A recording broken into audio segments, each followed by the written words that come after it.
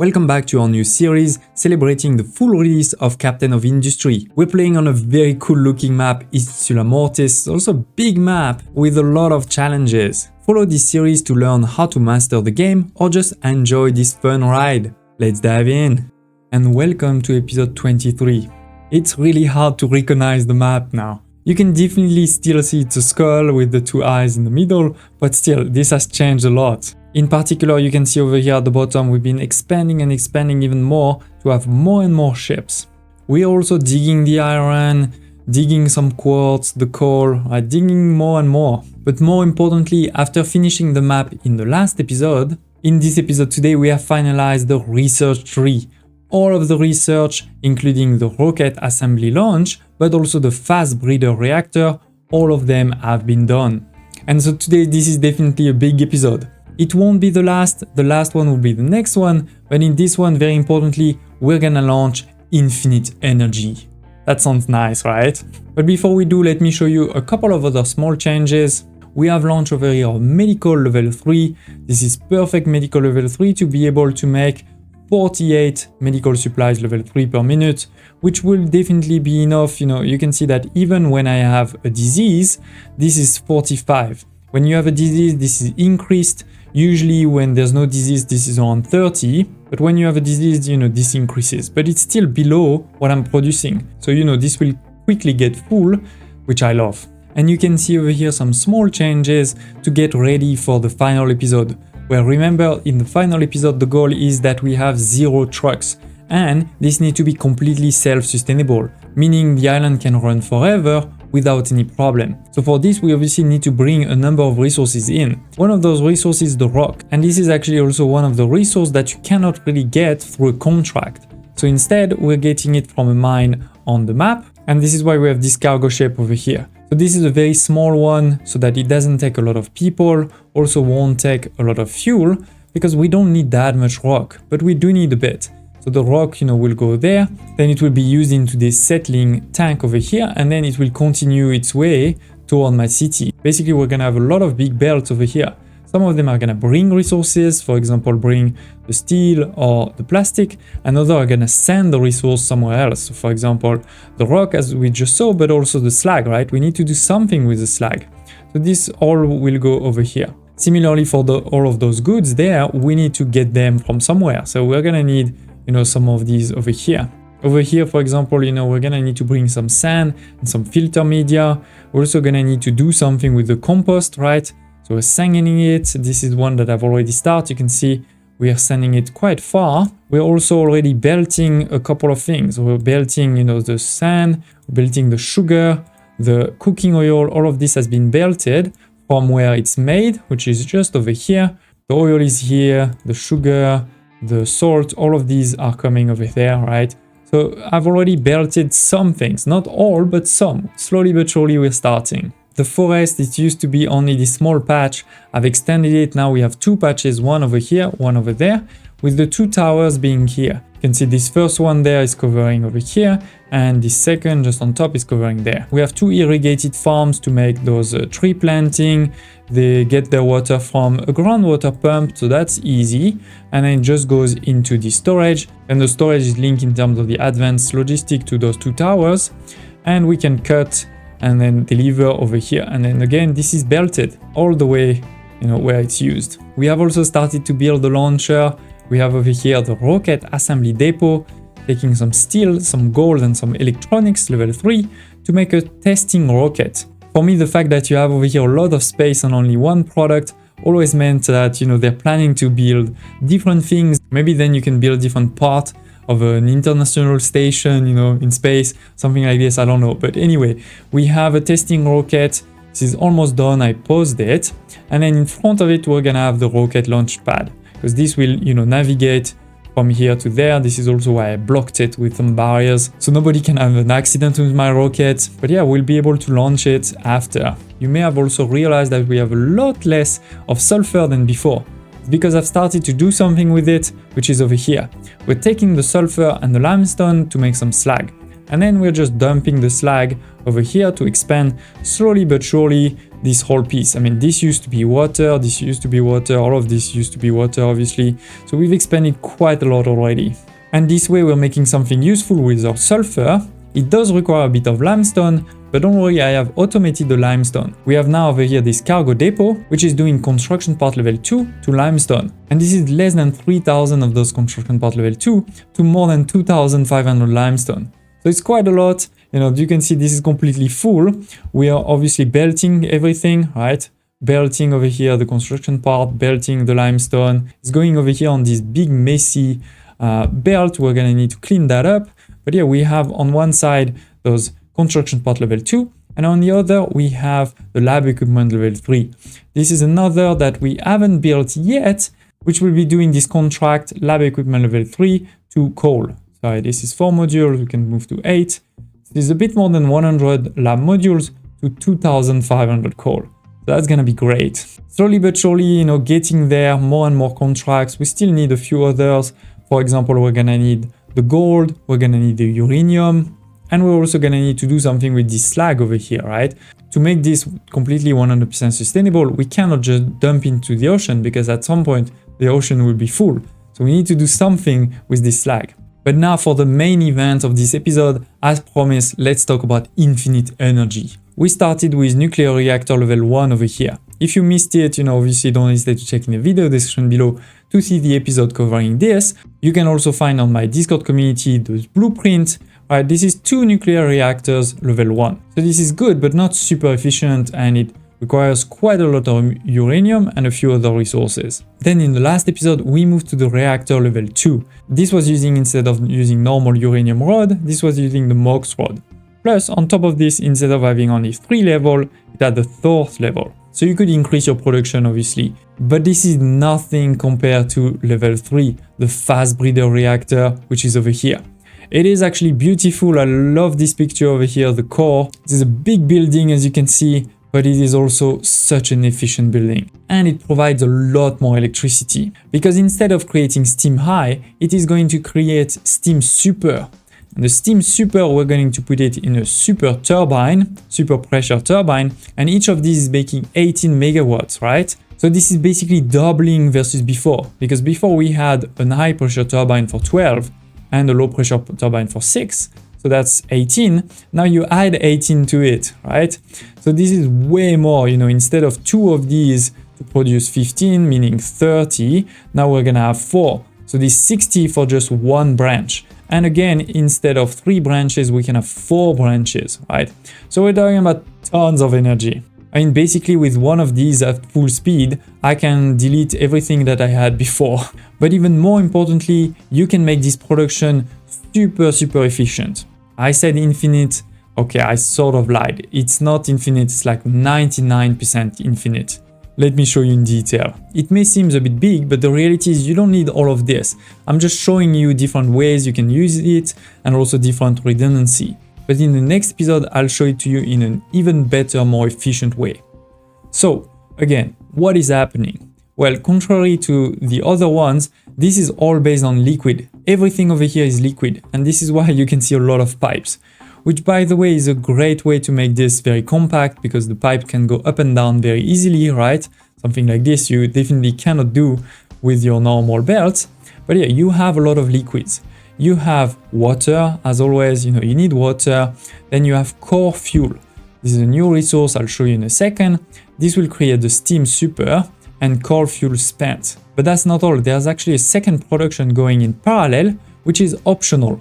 You don't need to have it, but if you have it, this is going to make your production 99%, you know, perfect. On the other hand, don't worry if this is going to get full. If this is full, this is fine. This will stop, but this will continue. So this is really a great additional production, but you don't have to worry about it at the beginning. And then lastly, of course, your cooling, which in this case will actually be quite important because you can enable automatic regulation through this cooling. I will show you what that means and how it works in a second. First, as I said, the steam super, that's the easy part, right? Comes over here and goes into this super pressure turbine. We have 2 of these because this is 48 and 1 level is 96. Then it goes into the high pressure turbine. Again, we have 2 of them. This is this belt over here. And then we have the final belt, which is for steam low to make the steam depleted. Then we have 4 of these power generator, and you can see that for this first one we don't have flywheels, but then for the next 3 we do have flywheels, and it's the same on the other side, just mirrored. No flywheel for the first one and flywheels for the other ones. I'll explain why, but this is basically because of the auto-regulation. And then all of this is going to create steam depleted, which we're going to send into those cooling towers. You could also send them to a thermal desalinator to make a lot of water actually become water positive, because you're only taking 24 of steam to make 72 of water. But that's going to take a lot of thermal desalinator, which means quite a lot of electricity, but also a lot of people. So instead, I was like, let's do it a bit simpler. Let's just use the cooling tower large. I have a lot of water, that's not a problem. So with this, we do recreate a bit more water, right? You can see this is this barrel there. This is going to create a bit of water. We send it back directly into the reactor, of course. And this is prioritized. This is this input over here.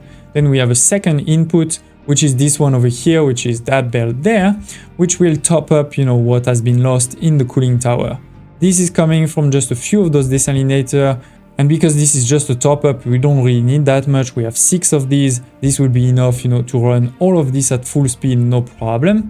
And it just requires a few of those boiler electrics, which also take water. So this way we don't need any inputs, just takes electricity, but we're making tons of electricity with this.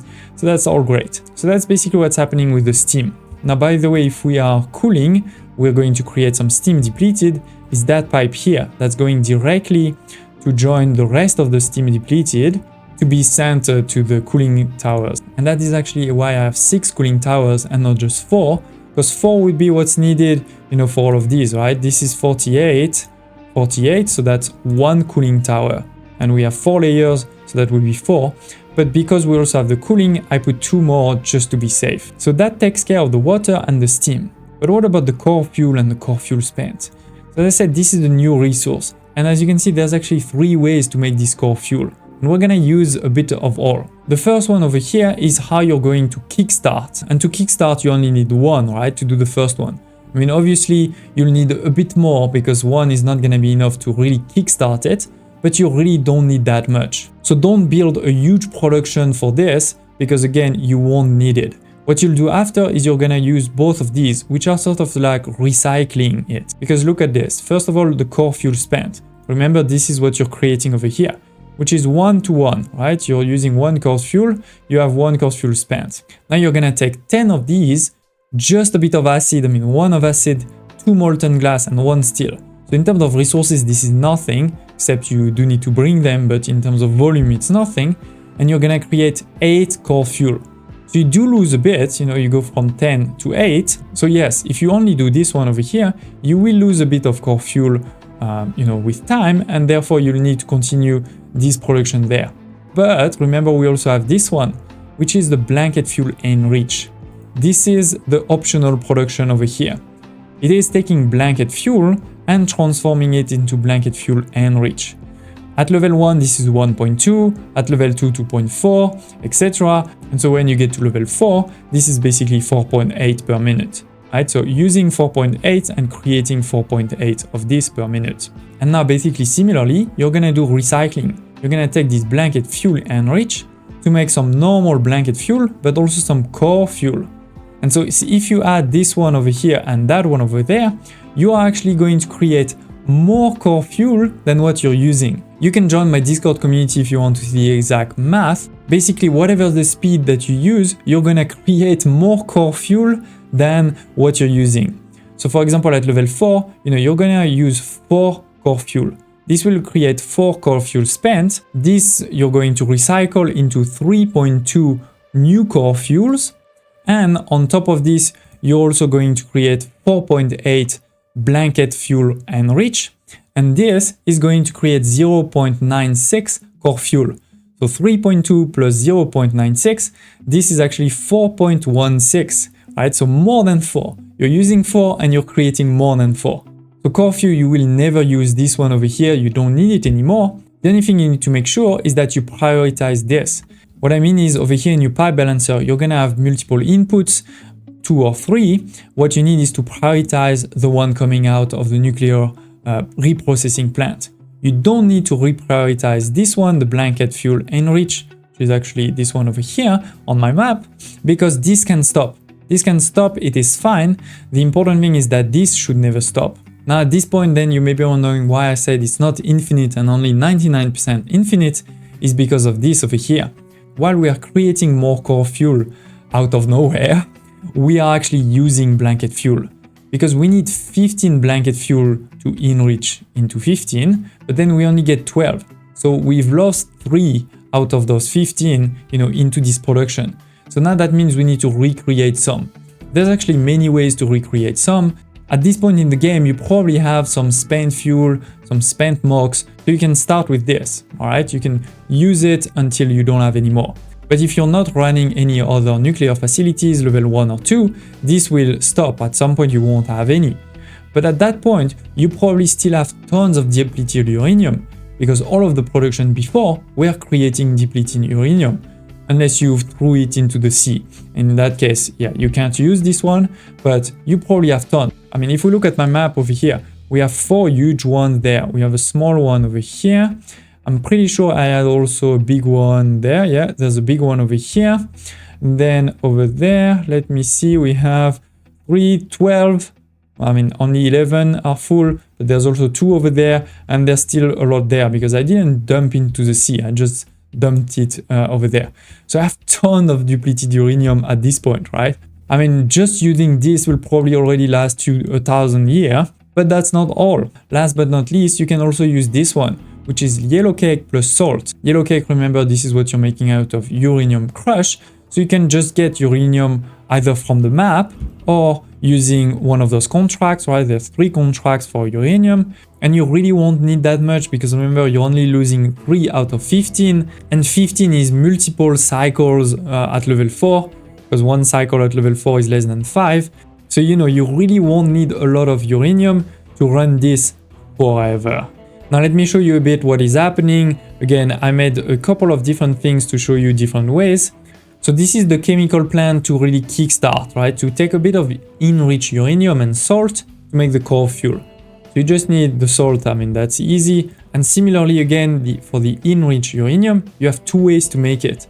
So don't tell me it's too hard, just choose one of these. You may have a lot of plutonium by now. You take the normal enriched uranium you had for level 1, a bit of plutonium, and you get to the 20%. Or you can take this normal one and just add a bit of hydrogen fluoride, and you get to the 20% one plus depleted uranium. Then over here, I'm showing you one way to make the blanket fuel, the yellow cake plus the salt.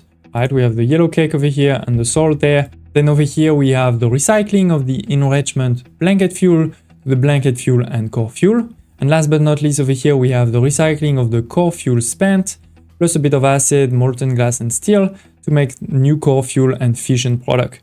Fission product is the blue one that's going to, in 100 years, become retire waste. I'd go into this one and then you can retire it by shredding it into recyclable. One small complexity is that this requires the molten glass. So you either need to be close to your glass production or you need to have, a blast furnace like this. This is obviously a big overkill and that's why I put, level 1. This is going to create 24 per minute. This is only using 2 and this won't even use 2 because this is using 2 when I have 10 core fuel spent, which is gonna take a while. But here we have all the inputs over here, the coal and the glass mix, the blast furnace. We're creating some slag that's going over there. And in the middle over here, we have the 4 belts. We have at the bottom the 2 input, the core fuel and the blanket fuel. And then we have the 2 outputs. First of all, this one is gonna be the spent one, right? They're going to go over here, the core fuel spent. And then this one is the blanket fuel enrich, right, to go over here. So all in all, it's not that hard of a production, but I know it can get quite complex. So don't hesitate to tell me in the comments below on my Discord community if you have any questions. Last but not least, what is this enable automatic regulation? Basically with this, you can decide what should be the maximum power. For example, the maximum power I'm gonna say is gonna be level 4. What it means that then if I need a lot of power, let's say 300 megawatts, then the whole factory is gonna work at level 4.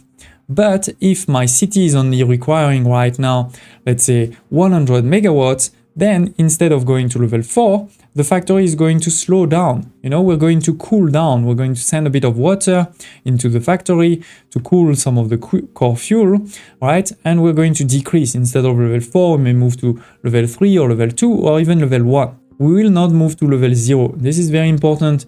You cannot go to level 0. And this is why for the first over here, I don't have flywheels, because this will always go on anyway. So flywheels are not useful. Versus for the other ones, we can actually store mechanical energy, and when the mechanical energy, when the flywheel is quite full, you know, the factory or the reactor will also stop. This is a bit what you can see over here. You know, this is slowing down, right? We're cooling it. This is slowing down because I'm not requiring a lot of energy right now. I have actually a lot of reserves in my flywheel. So slowly but surely this is going down, and then at some point this will be so low, plus maybe also my consumption you know, will increase, and then the factory will restart. You can see over here, yeah, this has fully restarted to level 4 now.